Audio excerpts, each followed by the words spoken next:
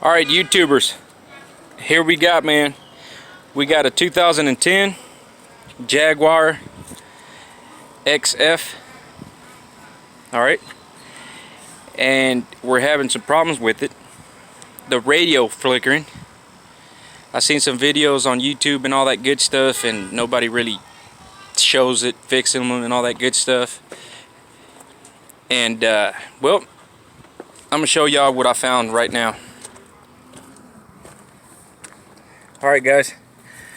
On the driver's side, take off the seat, and this is for your radio to start working. It's called a Bluetooth control module, and you have to get these two pieces because they always get wet. All right, this is what it looks like. This is my old one, and yeah, I know I should have took it before I fixed it, all that good stuff, you know. But here we have all this stuff that we need. All right, it's easy. Take off your little platform here, the little bam right here. Take off the seal right here for the door, and just take off, unclip it. Everything is unclipped. That way you can get to it. And the size for the seats is, you can use a size 10. That'll work. Short. Just like this right here. Yeah, I got a crappy ass phone, so yeah, bear with me on that one. I'm not a YouTuber like everybody else. I just want everybody to know if they're having this problem, this is what it is. This right here. Alright, so it's a size 10, size 10, size 10. So there's actually 4 screws in total. These top ones are 2. Just unclip them. Everything unclips so easy.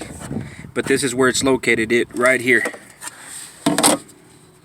So this is what was bad. Actually on mine, this is actually what it was bad. But I got both of them from the same car, which I got a great deal at a junkyard. Well, actually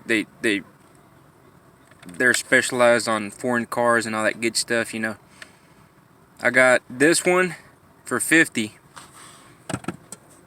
This one for $70. I mean, that was cheap. But that's about it. So if your radio starts flickering, right now it's on, but it was flickering. It'll say that right there, but it flickers on and off and you can't start it. And now my radio is fixed with those 2 parts that I just put.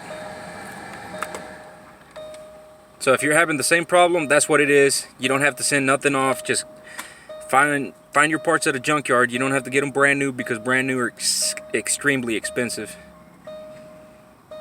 But if you can afford it, I'm pretty sure you ain't gonna be looking at this. But that's about it.